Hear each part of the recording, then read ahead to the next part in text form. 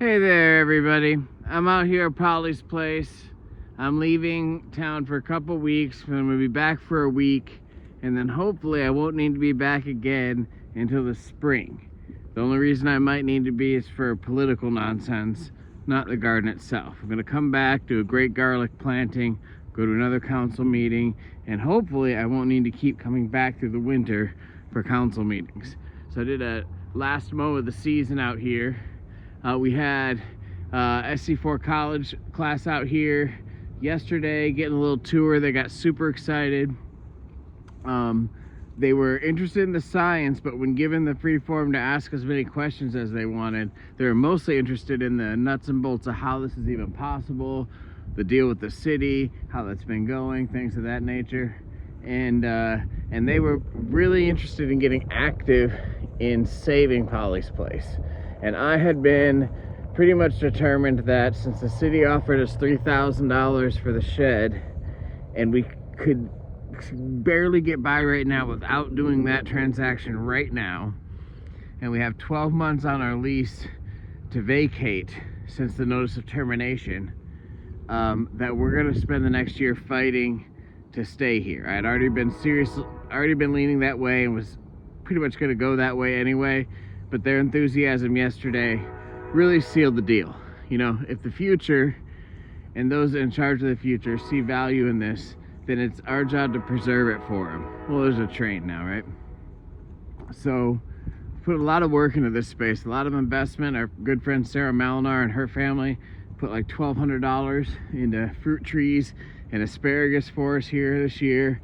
You know, basically there's a 9-house housing project coming in here, and one of them wants to be right here on effectively 1/3 of our space. And I say either that one can move somewhere else on the block that's plenty available, or scale it back to 8 and keep Polly's place, because what a nice feature for these new houses to have an edible park and learning experience in their own very own backyard, where generations of prior residents have garden in the same space. There was a long gap where there wasn't any happening, but now there is again, and so we want to preserve it. And this group of students, you know, they got me really excited.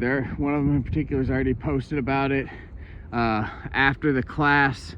Some stayed after to ask, you know, more specific things they could do to help out, and we talked about city council meetings and all of that. So it was really inspiring to see the youth. We're talking early 20s, you know, 18 to 22, 24, somewhere around there. They didn't need any, you know, encouragement to appreciate what this is. They understood the value. I got the sense a few of them had come from struggle themselves. And so, you know, these community college students, plus SC4 is building out an ag program now, which is something that I've had a loose conversation with them going for years. So now that's kind of, they're realizing that dream, and I feel that there's a space that with some student advocacy, perhaps the way to save Polly's place is to transfer management of this space over to SC4 and put them on an even longer term lease, and let this be that learning facility it always wants to be, Polly's place, a neat permaculture learning experience that's part of the SC4 curriculum for agriculture. So I think that would be super fun, because I do believe people would want to go to a community college that featured something like Polly's place, you know, this interactive learning space. So I think I could sell the college on the idea that it would bring up tuition or you know, enrollment, and that tuition, let's keep that reasonable, but keep up enrollment, and get the city off my back, because it's me they don't like, me. So how do I sustain all of this value that's been created, all this marketing, branding, keep Polly the Possum a mascot in the community, when a little bit better than half of the city council treats me like garbage all the time, and goes out of their way to cause me damage in my life and our journey. Most in particular, James Reed. If he weren't leading that charge, I truly feel The rest of them could be talked into something a little bit more sensible, practical, and less embarrassing, frankly.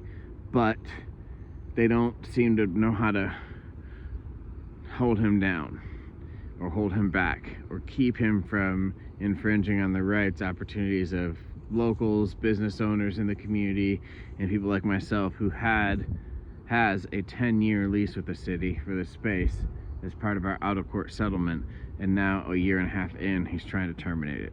Has terminated it. We're now in the 12-month to vacate, and we're just gonna not. So that's the plan, which means we're gonna need your support, which means come out October 27th. You go out October 13th for that council meeting as well, but on the 27th in particular, we're gonna make a real big showing,